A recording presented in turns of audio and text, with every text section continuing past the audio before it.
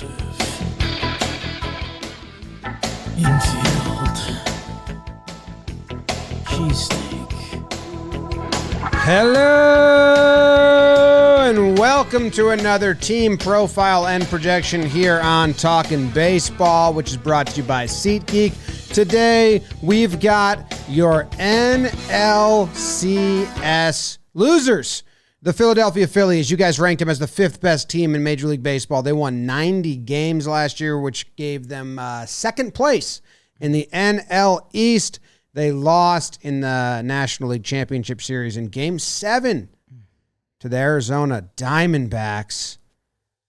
Holy moly. Jake, did this team get better? Did they get worse? What do they got going on? This is the first team that it feels like, I don't know. It's almost what is going to go wrong and not what they need to go right. This offseason, not a ton of chaos. I mean, Reeser Hoskins left, but he didn't play last year. Dirty Craig out of the bullpen, who put up another really good season, but it just never feels like that, kind of. He's gone. They traded for Lorenzen at the deadline. They added Whit Merrifield, little Jake of all trades, so he'll be bopping around. You'll see some Spencer Turnbull and Colby Allard, but this team has done their work over previous off seasons. The scary one, they did bring back Aaron Nola and they extended Wheeler. So, Trev, what does the lineup look like in the Philadelphia? The lineup bangs. You know it bangs. Starts off that guy, Kyle Schwarber, the bowling ball. He may not have a pretty batting average, but we don't care about that because the guy gets on base and launches dingers, 1-0 ball. Trey Turner will back him up, looking for more of that second half magic. Just give him a standing ovation on opening day. Like, that's the secret, Phillies fans. You're welcome. Bryce Harper, heard of him. He'll be at first base, batting third. JT Realmuto. Bryson Stott at second base had a great year last year. He's establishing himself big time in this lineup. I love that for him. Alec Boehm at third base. Nick Castellano in right field. Brandon Marsh in left field. Center field should be Johan Rojas, but we're not really sure if that's going to play out just yet. I think there's still some deciding factors there. I would say yes. On the bench, I really like their bench a lot. Backup catchers, Garrett Stubbs. You got Edmundo Sosa, Kristen Pache, and Whit Merrifield, who they brought in, like you mentioned, who I think is going to be an excellent piece for them.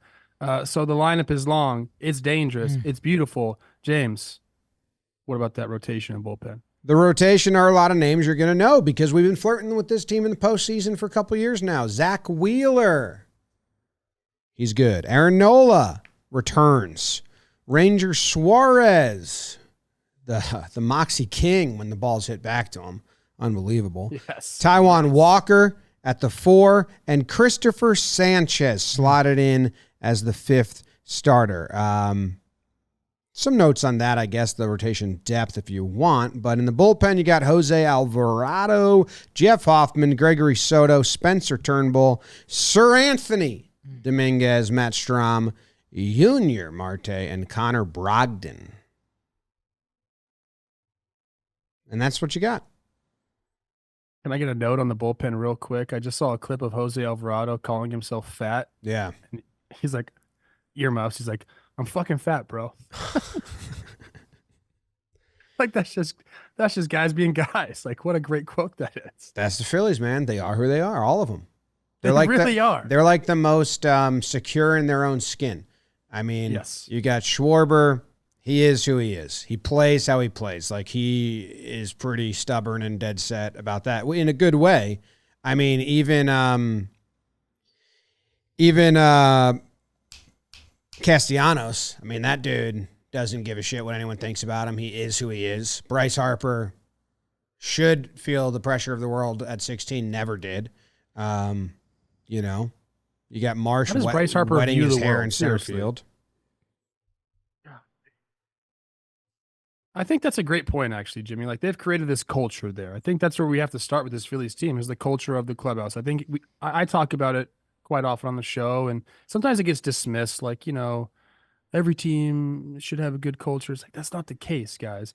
And we've actually seen a couple guys struggle here and then get picked up by the team or the fans. We saw Alec Boehm say, I hate this place.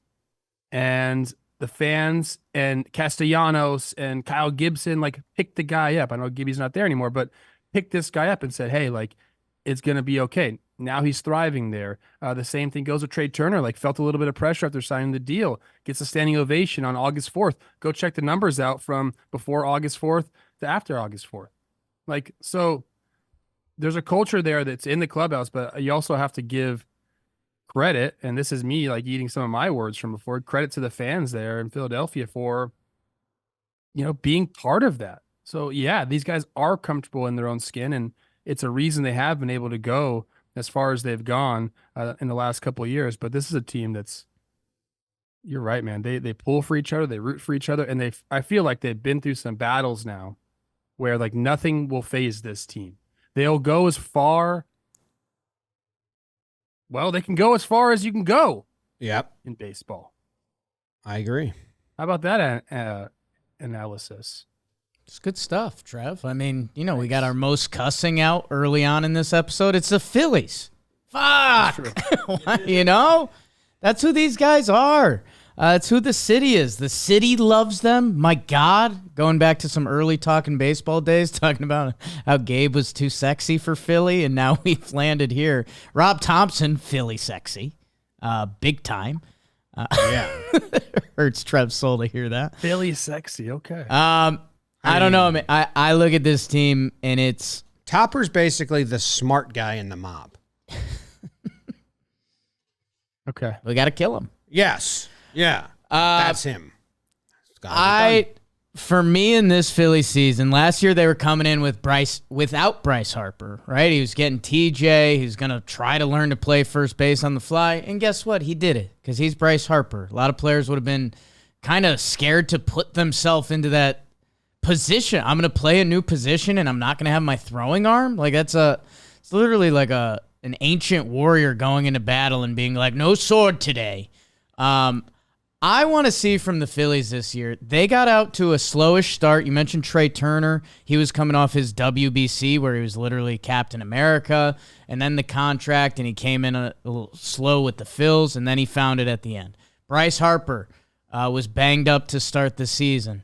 The big bad Braves are looming in this division, and I came into last year kind of saying, Phillies expanded playoffs. They don't give a damn. Like, they're going to be in the dance, and when they get there, they're going to go. And they did that through 5 games last year. Then they got snake bitten, if you will. I want to see them come out and be kind of the regular season Phils. I want to see them bop and embarrass people. And I think having Bryce all year, I know this is kind of stupid, like, baseball stuff, but I believe in it, and I think they're going to come out this year. I didn't think the division was in play last year. I think it is this year.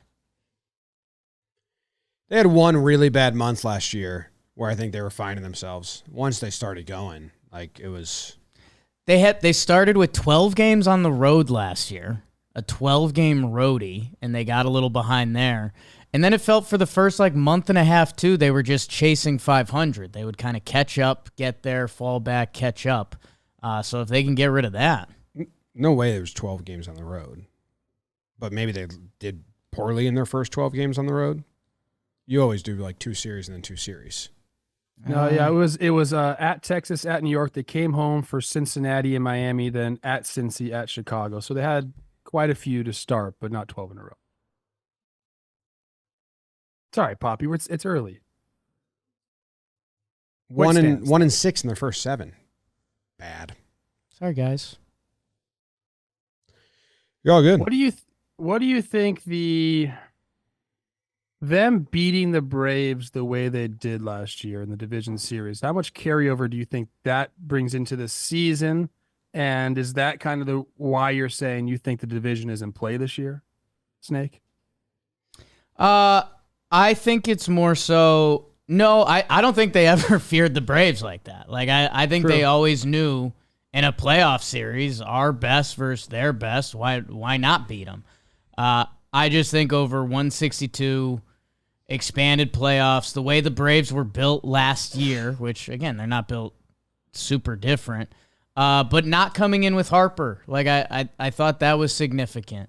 And that they kind of... it felt like they didn't want the 162 grind. Like, not to knock new wild card baseball a little bit, but it's just like, hey, we will be there at the end. Let the Braves run up. Let them win 103. Let them win 108. I don't care. Also, the Mets were supposed to be a threat coming into last season. This year, they aren't really.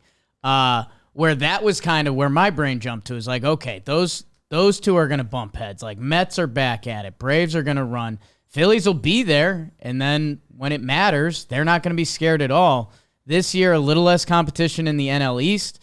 And I kind of want them to become the dominant team. Like, they've seen some playoff success. If you're looking to close the loop on all of this, like, if you're looking around in the clubhouse, what can we do more of? It's like dominate more in the regular season and bring a little more of that into the postseason. So Thompson has some quotes on that. This was in January, but I'm sure he still feels this way. He says, "We've proven you don't have to win the division to make a deep postseason run, but that's a slippery slope. I don't want people to think, and players wouldn't think this, that it's okay to win the wild card, and it's easy to win the wild card, and you're going to go further by winning the wild card. We're looking to win the division, and to do that, we have to play solid every month out of the year." So, I mean, that's the feeling. Like, as much as we like to come on here and say, oh, the Phillies don't care about the regular season, they're okay with the wild card. Their goal this year, I think, should be, let's go win the division, and then we'll worry about the playoffs. We know what the playoffs will bring. Once we get there, it's World Series. I don't know. If I'm a Braves fan and they win the division and then they go to the playoffs, I'm thinking, like, all right, this is different. This is nice. If it's the Braves win the division and then the Phillies, they meet up in the DS again, I think Phillies fans are like, fuck this. 3 years in a row? Or if Braves fans are like, fuck this. So, like, kind of got the Braves right where you want them. Like, go get the division, fellas. Enjoy it. We'll see you in October. If they can keep doing that, that's kind of fun. The big topics, or one of the big topics is the defense, because that was really bad last year. They finished 27th as a team out of 30. Phillies finished 27th among teams with minus 30 defensive runs saved, which is a bummer. But yeah, once Harper went to first base, it got better as it went, and they got Rojas in center. So keeping Schwarber at DH is kind of like very important for them because the rotation gets really sloppy defensively. But they've also just banged. So they kind of said, like, didn't Dombrowski say 2 years ago? It's like, I don't care. We'll out-hit our defense, our bad defense. Drive in more than you let. And I think another aspect of the defensive equation is Trey Turner being a better shortstop for them. I think he led the league in errors last year. He has the ability to play a good shortstop. So if he's focusing on that and he's out there with Bobby Dickerson every day doing his thing, which I'm sure he is, I like it. And I think Whit Merrifield adds to that too. If you can get him out there a little bit, on days where you need to spell guys, you're not just throwing somebody out there. I think Whit can be a good defender. I'm curious to see what happens in center field. We don't have anything definitive on that right now, right? Like, over the last couple of days, they've said they're still waiting to see if Rojas's bat is going to catch up. I know he has options, but like, it's Jake Cave and Pache don't have options. So if they end up going that route, I mean, you put Pache out there, I'd assume, in center field, or would Whit play center field? Like, it's got to be Pache, right? Yes, this spring, Rojas has gotten the most at-bats in center, but he hasn't hit for shit. But he struggled, and the manager's quotes about him were he kind of wasn't like you're going to open with the show, kid. So I don't know. That's an interesting one in Phillies land because he made that amazing catch in the 8th inning of last year that against the Braves allowed them to go on, and Dirty Craig buy you dinner. I don't know. It's a very interesting Phillies problem. That Jake Cave seems to always find a way in every MLB season. And Pache, I don't know. For me, it would turn into what's Johan Rojas's personality. Like, is he a ball player that would take that and say, you know what, I didn't earn it this spring. I'm going to AAA, and I've got to earn my keep. Or, are you going to break a kid's heart that I don't know, was looked at as a postseason hero a little bit, but also didn't hit at all in the postseason. The at-bats became almost tough to watch. So I don't know. Phillies fans, I guess, what do you guys want? Is the simple answer just call up Rojas and let him figure it out, or do you guys not want that? I think that's what's going to happen. He's working on a new swing in spring training, so there are some other quotes from Thompson saying it hasn't been great, but he's improving. Like, look, if you're a team that's built around banging the ball around the ballpark, you could be a little light in some positions on the offensive category. Like, let Johan go out there and run down the balls, and hopefully, like, this new swing will take.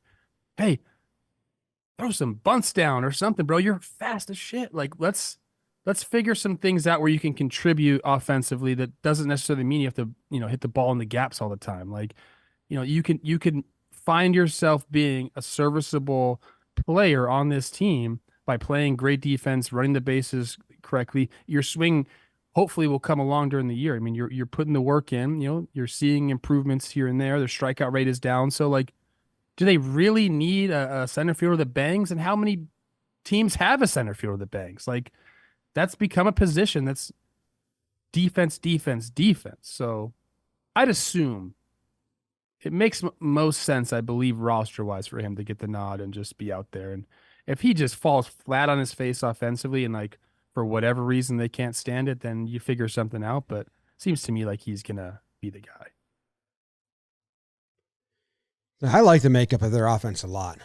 Trey Turner helped out a ton if he's good because the speed then is there. I mean, they were third in stolen base percentage last year while being top 10 in stolen bases. So they stole a good amount in the top 10, 1, 2, 3, 4, 5, 6, 7. Seventh most steals as a team, but top 3 in percentage. And I make majority of that is Trey Turner and Bryson Stott. And Real Muto getting in the mix. Ooh. I do like the Phillies a lot. I don't know how it happened, but I enjoy rooting for them. Realmuto has some interesting home road splits last year, so maybe Phillies fans give him a standing ovation as well. Like, that seems to work. That's the magic sauce. Okay. Way different. Did you guys see his home road splits? No. I like that. They're on the sheet. They're I believe they're on the sheet. It's like a 6. There it is. It's a 576 OPS at home and 269 plate appearances.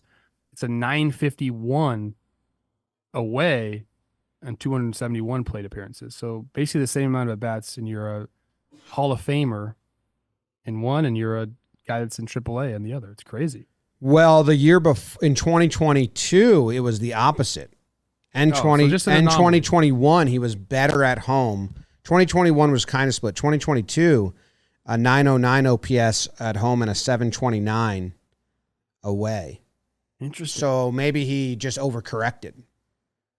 Yeah. Just find that middle ground there, JT. Yeah. Middle it up. That's all you got to do. What are their concerns? Anything like the division? It's the Braves? Yeah, because they have some pitching depth. Like Kirk Ring, we haven't really mentioned him yet. Like, so you got some starting pitching depth. I know Christopher Sanchez hasn't, thrown a ton of innings at the big league level, but I don't think that's a bad number 5 starter. I don't think Taijuan Walker's a bad number 4 starter. Like, you kind of didn't have to do a lot this offseason. The couple moves you did make, I think, really helped your team. I mean, maybe, I mean, it's staying healthy for this team. Christopher Sanchez debuted a cutter, so we'll look out. Trev, am I seeing your guy Dylan Covey on their IL? Is that the meathead that was throwing blitz balls at me at the pool? The meathead that was throwing blitz balls at you at the pool. What is that? What? Spring training a couple years ago. Who's your guy? Ripped up. I think that was Cousins. Oh, it's Dylan Cousins, bro. No, he played some off-brand professional football just recently. He's now a realtor in the Austin area, so no, that's not it. So if you're in Austin, go check him out. He'll beat you up. He won. Huge. I don't know.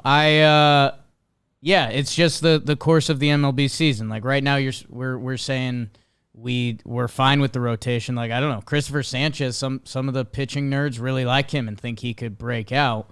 But like you could say with a lot of teams, if an injury or two happens to the staff, where do they go next? Like, are they going to have young guys that step up? I know Mick Abel is a big prospect for them. Andrew Painter was supposed to be the guy, but I think, did he get TJ or did he get one of the big pitching injuries?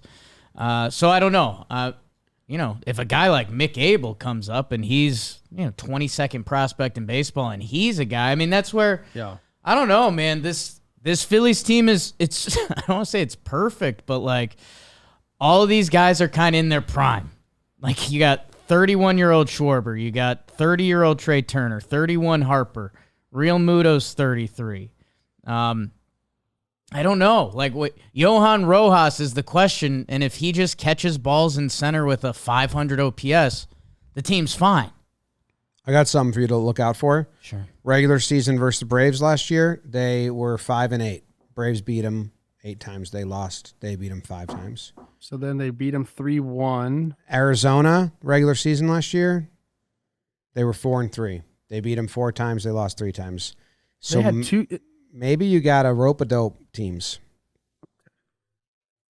I get that. Just lose to all the playoff contenders you might face. I think they're going to be such a popular World Series pick, and like I'm probably going to ride that chalk. And I've thought about that for a long time now. Before we do it, we give our predictions. I said this on the show already. Like they're going to win a World Series in the Bryce Harper era, and like I feel like if it's this year, if it's next year, if it's the year after, like it's got to be coming soon. That's just in my mind, it's going to happen. So, well, Turner, Harper, Nola, Wheeler are all there for the next 4 years. Yeah, and then Nola, Harper, Turner are there for the next 7 or whatever. Crazy. It's World Series or bust. I know you want to win the division first, Rob Thompson, but this is it now. Like, they lost 2 games to the Snakes at home to go to the World Series last year. Can't have that happen. Like, this team has got to be just so starved to make it past the NLCS and get into the World Series. Like, I'm going to be rooting for this team, and I think they have a very, very, very good chance of making it to the World Series this year, even with the Dodgers looming, even with the Braves doing what they're doing. Like, there's just something about this team. I think you hit it perfectly at the beginning of the episode, Jake, and I don't usually give you a lot of credit, but it's like they've created that vibe. It's just this team's vibe. Like, they're winners, man. They are. Haven't even mentioned Brandon Marsh, who just turned 26. In his 174 games with the Phillies, he's 280, 360, and 817 OPS.